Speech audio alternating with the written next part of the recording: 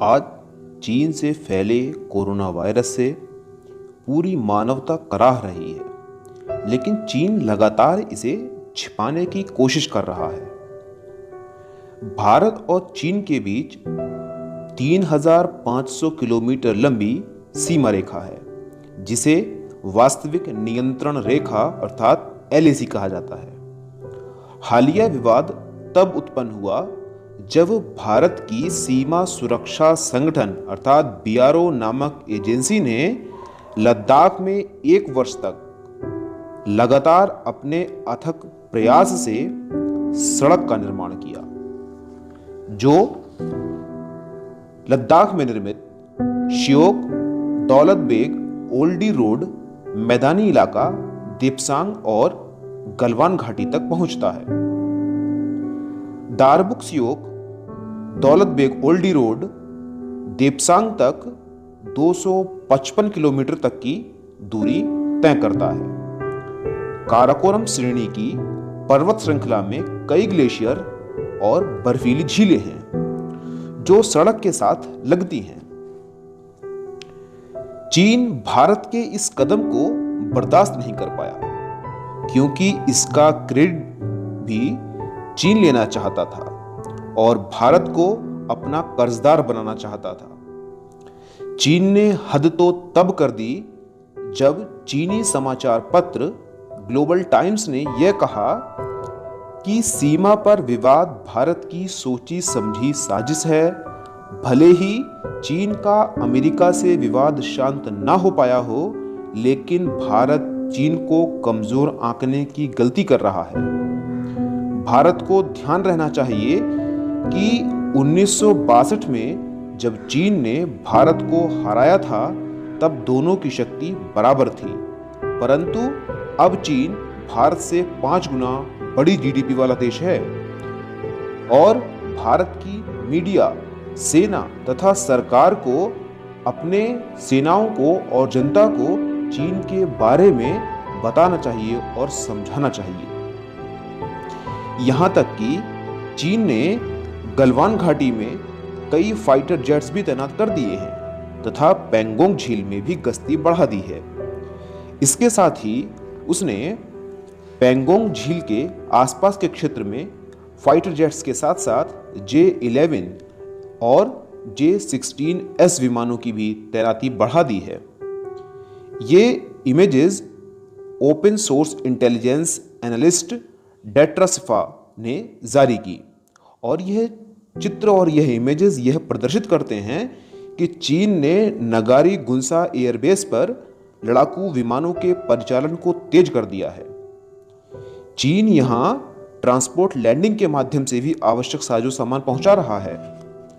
आपको बता दें कि J-11 फाइटर जेट्स बहुत खतरनाक विमान हैं और चीन का सेंगयांग J-11 रूस की सुखोई Su-27 का चीनी वर्जन है। यह फाइटर जेट्स प्लेन दूर तक हमला करने में सक्षम है।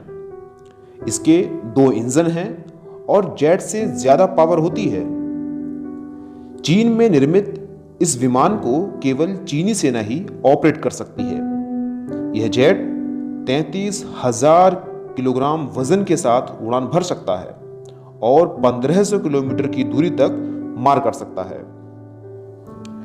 आपको बता दें कि चीन ने भारत की जल्दी कार्यवाही को बंद न करने का सख्त आदेश देते हुए कहा है कि यदि भारत ने जल्दी कार्यवाही बंद नहीं की तो डोकलाम से भी बड़ा विवाद उत्पन्न हो सकता है, जो कि 2017 में भारत के लिए गंभीर चुनौती उत्पन्न हो गया था।